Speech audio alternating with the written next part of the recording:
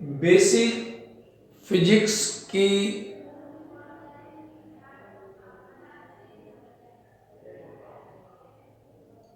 Basic physics के lectures की series में आज हम ओम्स लॉ और फ्लेमिंग्स रूल के बारे में पढ़ेंगे।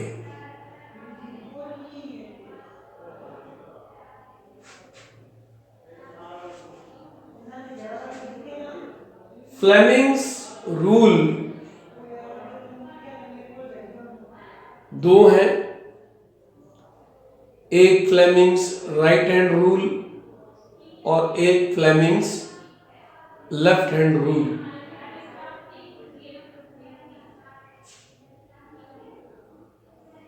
प्रैक्टिकल लाइफ में यानी व्यवहारिक जो अपना समाज है, संसार है, इसके अंदर इनकी क्या उपयोगिता है। Fleming's rule, right hand rule, left hand rule, इनकी क्या अहमियत है हमारी डे टू डे लाइफ में।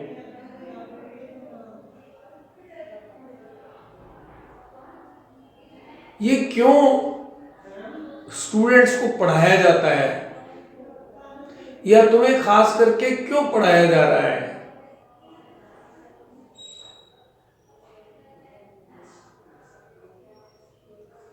और इसकी खोज कैसे हुई और इसका विकास कैसे हुआ,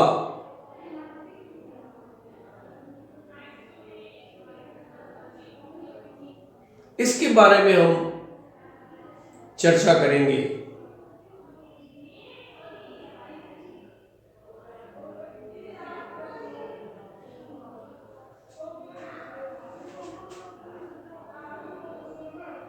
तो ये रूल की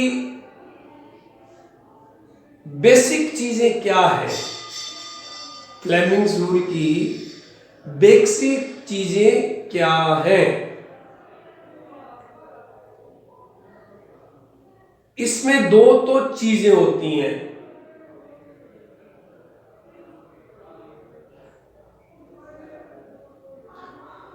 एक चीज होती है मैग्नेट, परमानेंट मैग्नेट, या इलेक्ट्रिक मैग्नेट।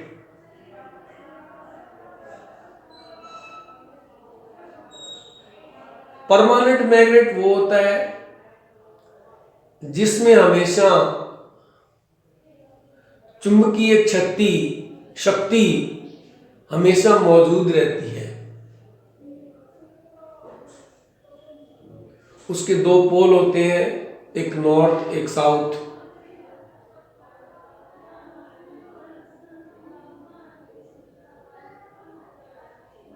नॉर्थ और साउथ पोल की वजह से चुंबकीय फील्ड बना रहता है। नॉर्थ पोल साउथ पोल को अट्रैक्ट करेगा और साउथ पोल नॉर्थ पोल को अट्रैक्ट करेगा, तो दोनों के बीच में चुंबकीय क्षेत्र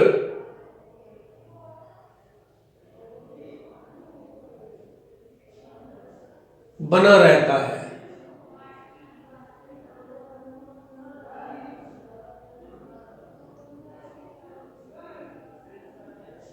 इस चुंबकीय क्षेत्र में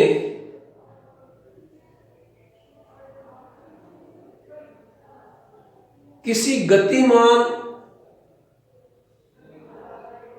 लोहे की वस्तु को अगर ले जाएं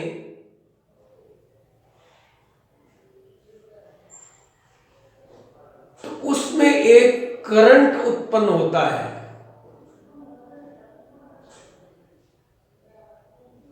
इसको इंड्यूस्ड करंट या इंडक्शन करंट कहा जाता है।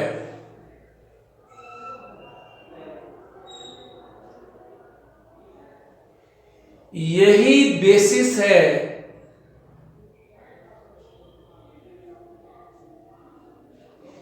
इसी को आधार मानकर एसी जनरेटर यानी कि बिजली उत्पन्न करने वाले जनरेटर या मशीन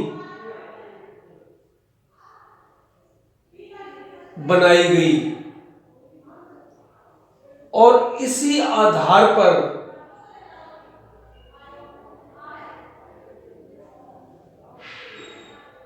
मोटर, बिजली की मोटर बनाई गई।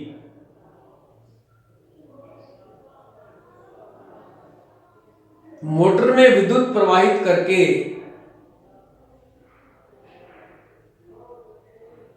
हम सेंट्रल जो कोर होता है उसको घुमाते हैं, यानी बिजली की ऊर्जा को हम मैकेनिकल ऊर्जा में परिवर्तित करते हैं और उस घूमती हुई छड़ से हम आगे जोड़ देते हैं गेहूं पीसने वाली मशीन को या किसी दूसरी मशीन को।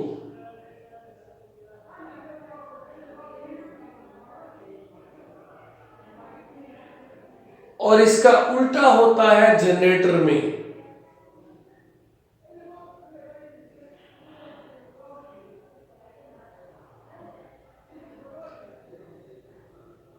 जनरेटर में चुंबक स्थिर रहता है। जब घूमती हुई वस्तु को उस चुंबकीय क्षेत्र में ले जाते हैं तो इसमें इंड्यूस्ड करंट या इंडक्शन करंट पैदा होती है। यही करंट प्रोड्यूस करने का जनरेटर के अंदर फंडामेंटल नियम है। यानी किसी भी मैग्नेटिक फील्ड के अंदर अगर घूमती हुई वस्तु को ले जाते हैं तो करंट पैदा होता है।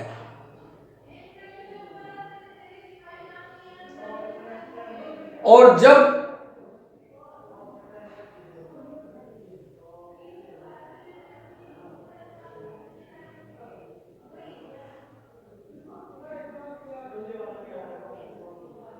चुंबकीय क्षेत्र में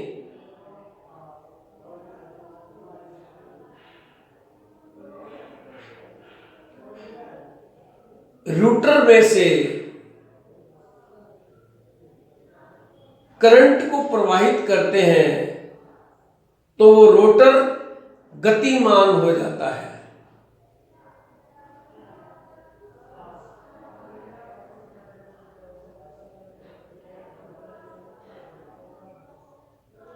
जो सेकंड एग्जांपल है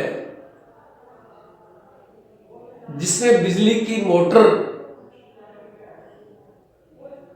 का आधार है, बिजली की मोटर में हम लोग विद्युत प्रवाहित करते हैं। एक मैग्नेट होता है जो इलेक्ट्रिकल मैग्नेट होता है, वो उतनी देर तक मैग्नेट का काम करता है जब तक उसमें से विद्युत प्रवाहित होती है। तो चारों ओर एक मैग्नेट होता है और बीच में सेंटर में एक रोटर होता है। तो एक करंट तो हम चारों ओर जो स्टेटर होता है मोटर का, जो स्थिर भाग होता है उसमें विद्युत प्रवाहित करते हैं तो मैग्नेटिक फील्ड क्रिएट हो जाता है। उसके सेंटर में रोटर होता है। रोटर के चारों ओर बिजली की तारें लिपटी होती हैं। इन तारों के अंदर जब करंट प्रवाहित करते हैं तो रोटर घूमने लगता है, रोटर गतिमान हो जाता है। यही आधार है बिजली की मोटर का। जो हमने मोटरें देखी हैं, बिजली की मोटरें देखी हैं, पानी उठाने के काम आती हैं, चक्की चलाने के काम आती हैं, ट्यूबवेल चलाने के काम में आती हैं।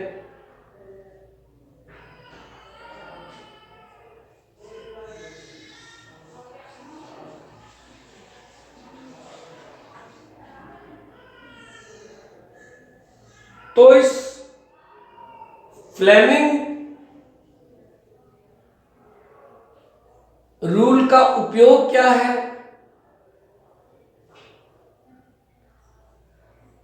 फ्लेमिंग का राइट हैंड रूल जनरेटर पे लागू होता है। जनरेशन का मतलब होता है उत्पाद करना, इलेक्ट्रिक जनरेटर। इसका मतलब ऐसी मशीन जो बिजली का उत्पादन करती है। जनरेट करना मतलब उत्पादन करना।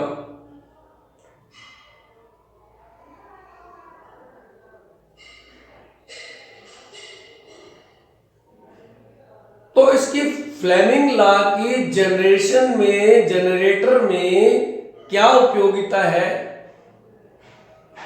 ये फ्लेमिंग लॉ ये बताता है कि किस डायरेक्शन में आप चुंबकीय क्षेत्र रखोगे, किस डायरेक्शन में आप उसके सेंटर में, चुंबकीय क्षेत्र के सेंटर में रोटर को घुमाओगे,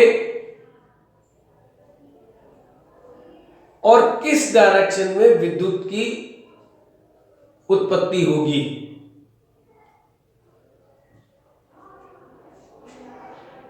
तो ये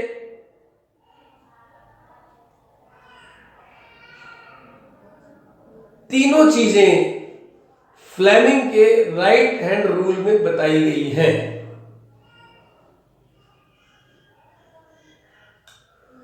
फ्लेमिंग का लेफ्ट हैंड रूल क्या बताता है? लेफ्ट हैंड रूल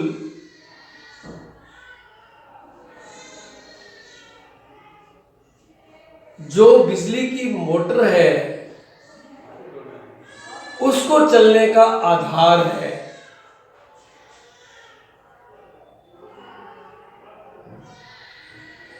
उसमें भी ये दो चीजें काम में आती हैं। एक मैग्नेटिक फील्ड होता है और एक रोटर होता है। तो लेफ्ट हैंड रूल ये बताता है कि हम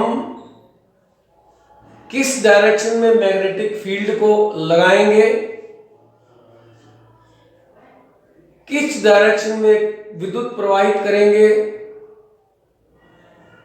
और किस डायरेक्शन में रोटर घूमेगा।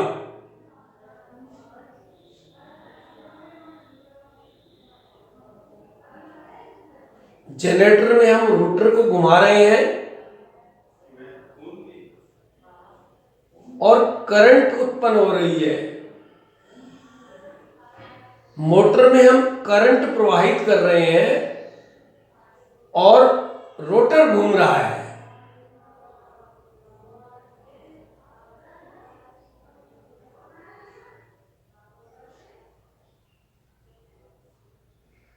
जनरेटर में हम मैकेनिकल एनर्जी को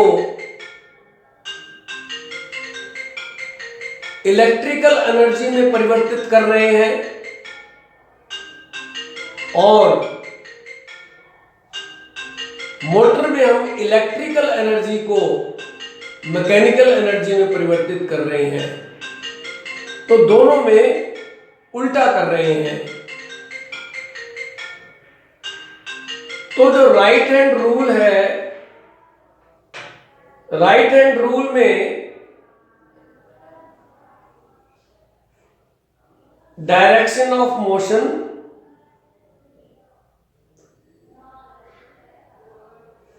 और फर्स्ट फिंगर और सेकंड फिंगर, ये तीनों एक दूसरे के परपेंडिकुलर होती हैं। परपेंडिकुलर का मतलब 90 डिग्री, इस तरह से होती हैं।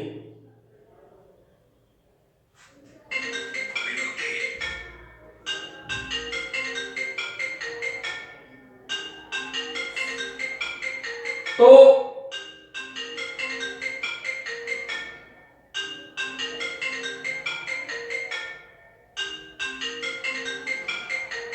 फर्स्ट थंब जो है वो राइट हैंड रूल में कंडक्टर के मोशन को शो करता है, यानी direction of motion of conductor,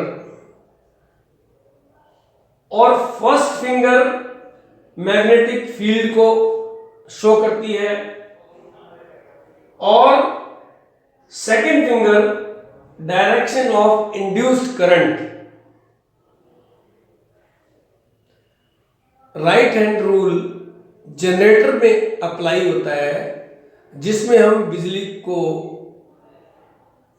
पैदा करते हैं। तो सेकंड फिंगर की जो डायरेक्शन है वो बताएगी direction of the flow of the current,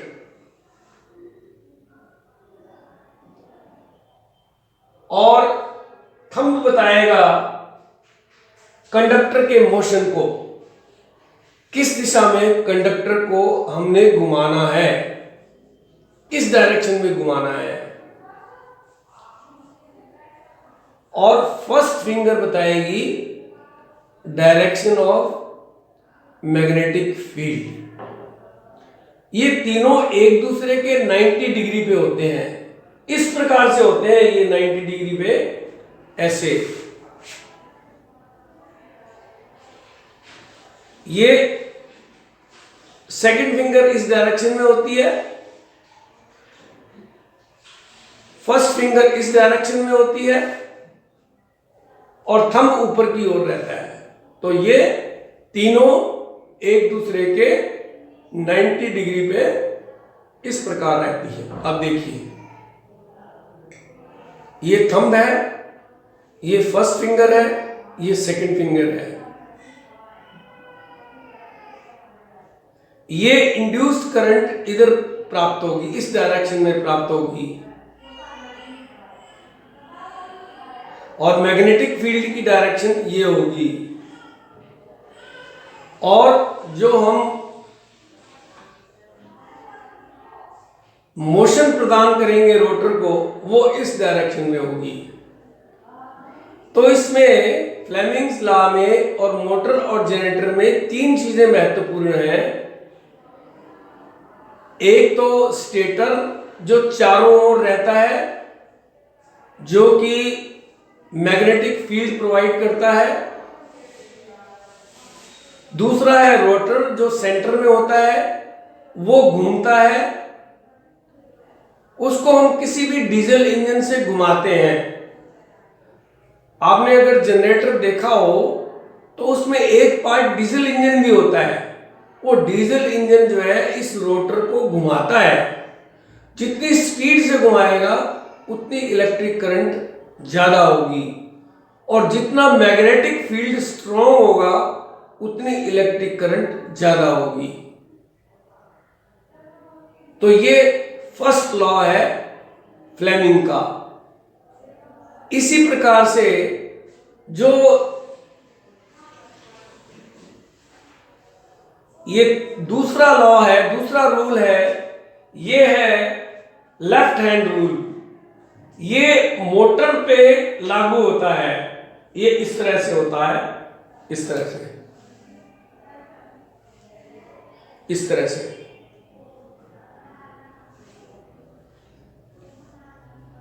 इस तरह से होता है। ये तीनों एक दूसरे के 90 डिग्री पे या परपेंडिकुलर होते हैं, लंबवत। जैसे ये इसके 90 डिग्री है, ये इसके 90 डिग्री है, ये इसके और इसके 90 डिग्री है। तीनों एक दूसरे के 90 डिग्री पे होते हैं। और ये लेफ्ट हैंड रूल मोटर की डायरेक्शन, मोटर में करंट किधर प्रवाहित करना है, मोटर में मैग्नेटिक फील्ड किधर लगाना है, और हमें मोटर से मैकेनिकल एनर्जी या रोटेशन किस दिशा में प्राप्त होगा, ये ज्ञात करने के लिए हमें लेफ्ट हैंड रूल, फ्लेमिंग का लेफ्ट हैंड रूल पता होना अति आवश्यक है। तो इस प्रकार से ये इस प्रकार से होता है। ये तीनों एक दूसरे के 90 डिग्री पे होते हैं।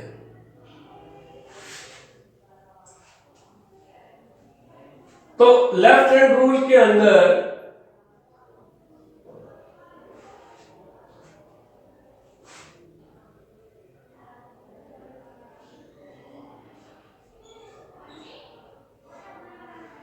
इसमें ये लेफ्ट हैंड रूल है, थंब जो है वो डायरेक्शन ऑफ मोशन को बताता है।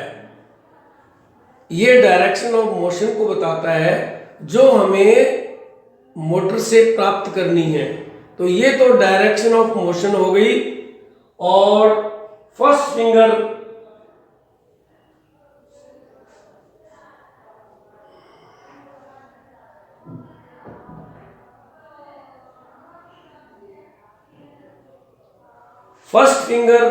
मैग्नेटिक फील्ड को बताती है और second finger direction of current को बताती है।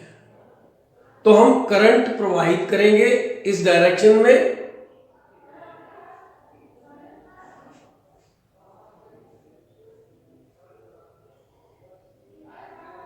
और हमें मोशन जो है वो थंब की डायरेक्शन में मिलेगी।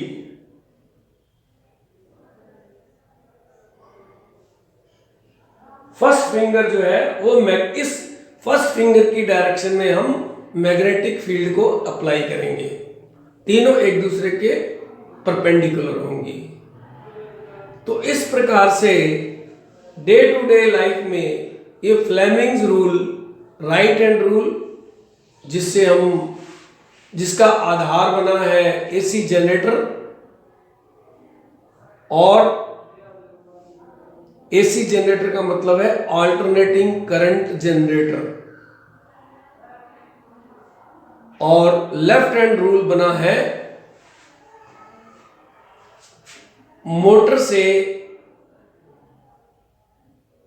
मैकेनिकल एनर्जी प्राप्त करने के लिए। मोटर से आगे हम जो मर्जी चला सकते हैं। जनरेटर में हम क्या करते हैं, हमारे पास दो चीजों का होना आवश्यक है। एक तो हमारे पास ऐसी डिवाइस, ऐसी मशीन होनी चाहिए जो हमारे रोटर को घुमा सके। अगर रोटर को हम ना घुमाएंगे तो हम एसी करंट प्राप्त नहीं कर सकते। उसके लिए हमें डीजल इंजन की आवश्यकता पड़ती है। तो सभी जनरेटरों के अंदर एक डीजल इंजन होता है और एक मोटर, एक करंट बनाने का सेटअप होता है।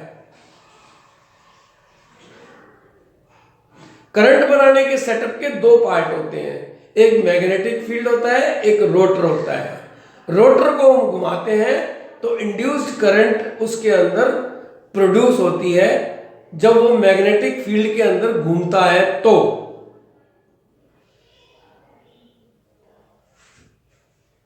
अब हम पढ़ेंगे ओम्स लॉ। ओम्स लॉ क्या है, ये क्या डिस्क्राइब करता है, relation between voltage, current and resistance at constant temperature.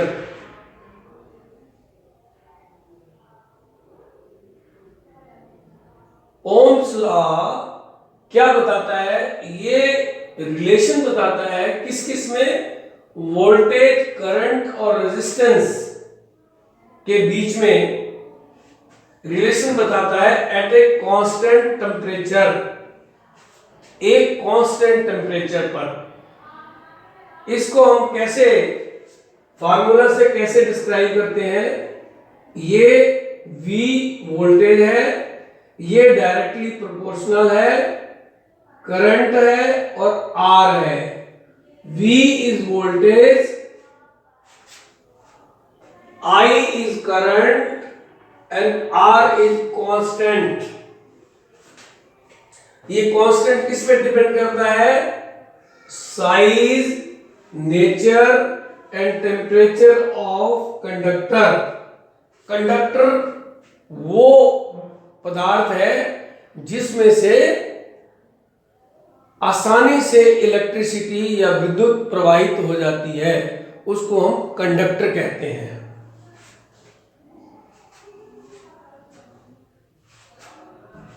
अगर इस R को हम कांस्टेंट कर दें तो वोल्टेज हो जाएगी directly proportional to the current. इसका मतलब ये हुआ कि अगर R को कांस्टेंट कर दें और वोल्टेज को बढ़ा दें, वोल्टेज को बढ़ाएंगे तो करंट बढ़ जाएगी अपने आप।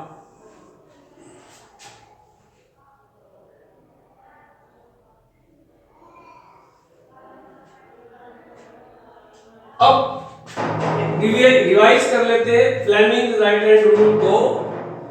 It is used for electric generation, it is used for electric generators. ये रूल, इस रूल को आधार बनाकर ही बिजली जनरेट करने वाले जनरेटर्स बनाए गए।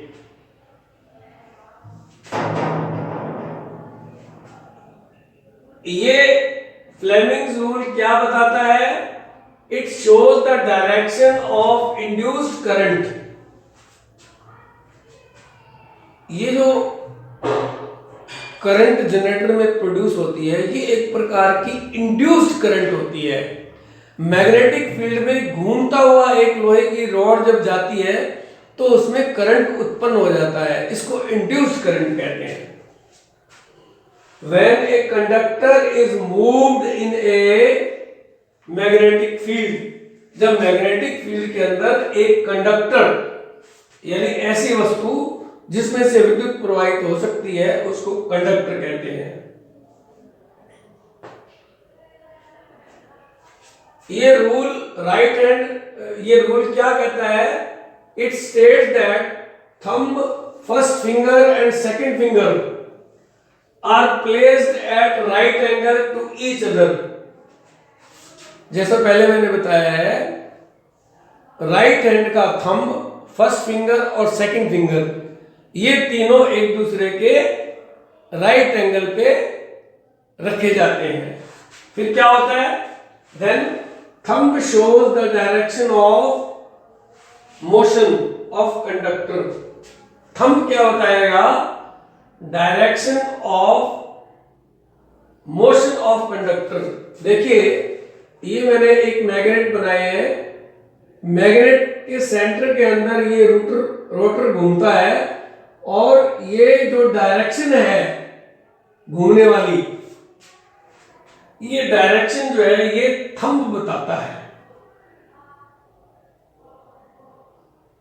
कंडक्टर के मोशन की डायरेक्शन को थंब बताता है, किस डायरेक्शन में रोटर घूमेगा। First finger shows the direction of magnetic field. First finger जो है वो ये जो मैग्नेटिक फील्ड है, ये मैग्नेटिक फील्ड, ये शुरू में मैंने बताया था मैग्नेटिक फील्ड क्या होता है। नॉर्थ और साउथ पोल दोनों एक दूसरे को अपनी तरफ खींचते हैं, तो फोर्स ऑफ अट्रैक्शन होता है मैग्नेटिक फील्ड के बीच में, यानी चुंबकीय क्षेत्र, प्रभाव क्षेत्र, उसके अंदर ये रोटर घूमता है।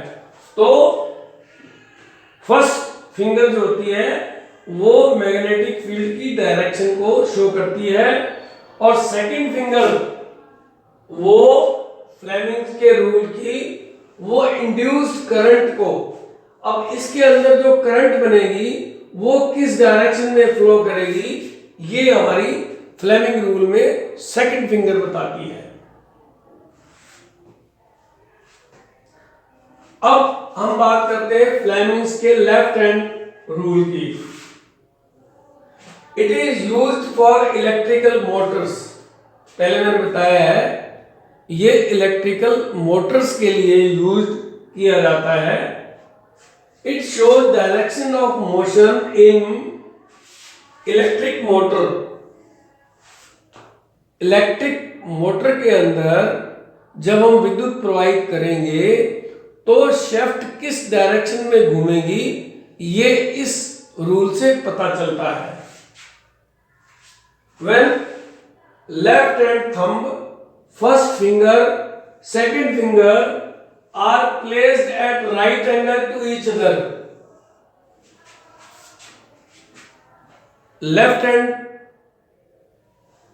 लेफ्ट हैंड के फर्स्ट फिंगर और सेकंड फिंगर ये तीनों एक दूसरे के राइट एंगल पर रखे जाएंगे।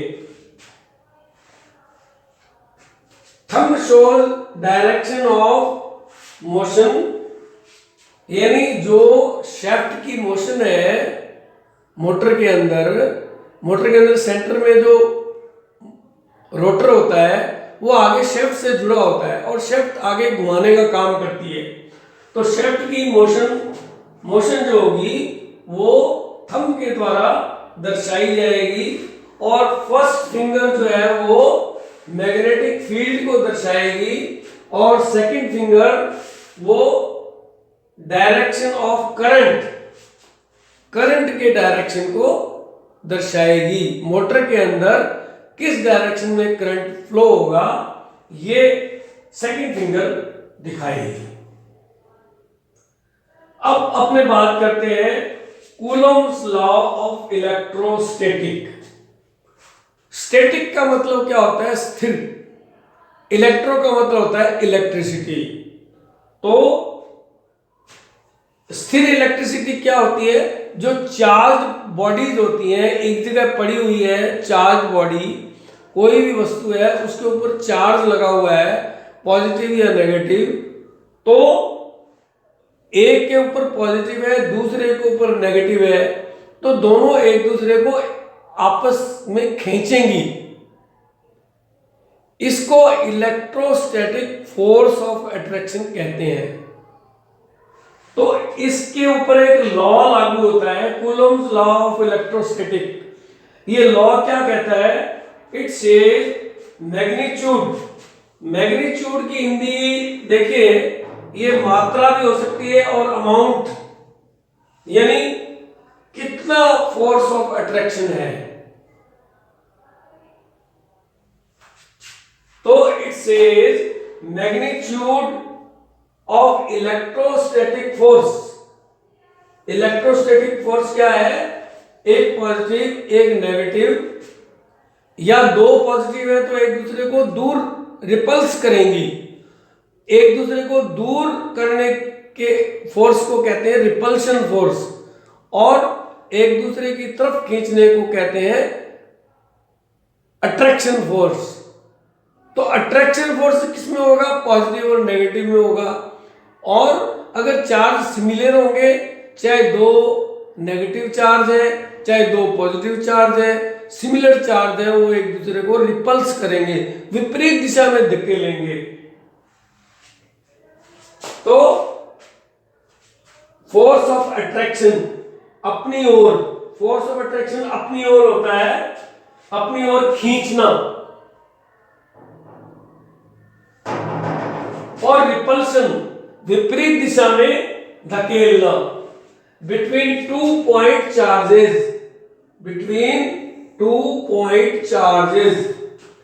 जैसे ये बना रखे हैं, ये एक चार्ज है, बॉडी चार्ज है, ये एक बॉडी चार्ज है। अगर दोनों में पॉजिटिव है या दोनों में नेगेटिव चार्ज है तो एक दूसरे को दूर धकेलेंगी, और एक में पॉजिटिव है एक में नेगेटिव है तो दोनों एक दूसरे को अट्रैक्ट करेंगी। हालांकि इस स्टेज के अंदर ये दोनों एक जगह स्थिर है, खींच जरूर रही है एक दूसरे को, लेकिन दोनों के बीच में डिस्टेंस है। इस डिस्टेंस को हम नापते हैं r से, और इनके ऊपर जो चार्ज है उनको नापते हैं Q1 और Q2 से। तो यहां मैंने ये लिखा है फोर्स, दोनों के बीच में कितना फोर्स है, force of attraction is directly proportional to Q1 Q2, यानी कि Q1 charge multiplied by Q2। तो दोनों को मल्टीप्लिकेशन जो प्राप्त होगा उसको हम कहेंगे मैग्नीट्यूड।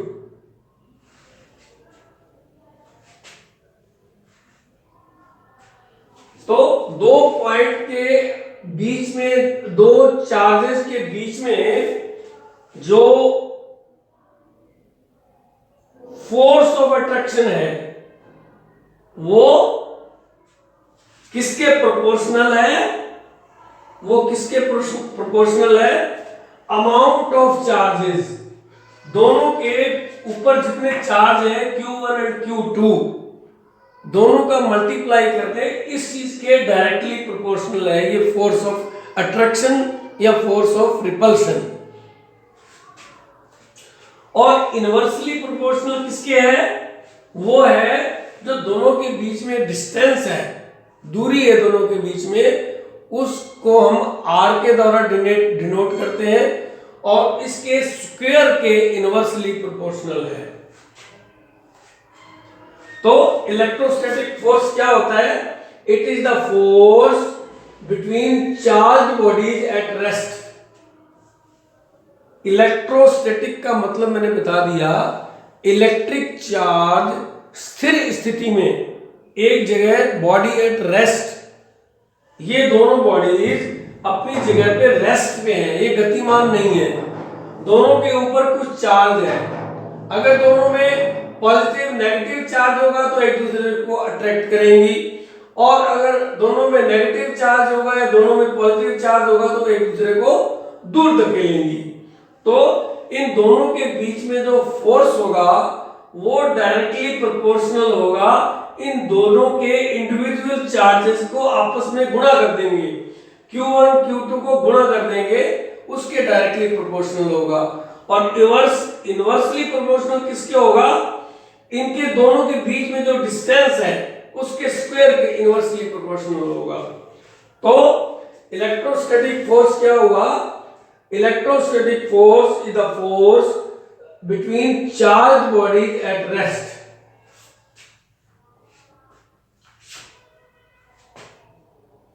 तो ये था आज का ये लेक्चर जिसमें हमने ओम्स लॉ पढ़ा, फ्लेमिंग्स रूल पढ़े, और इलेक्ट्रोस्टैटिक फोर्स पढ़ा क्या होता है, और कूलम्स लॉ पढ़ा।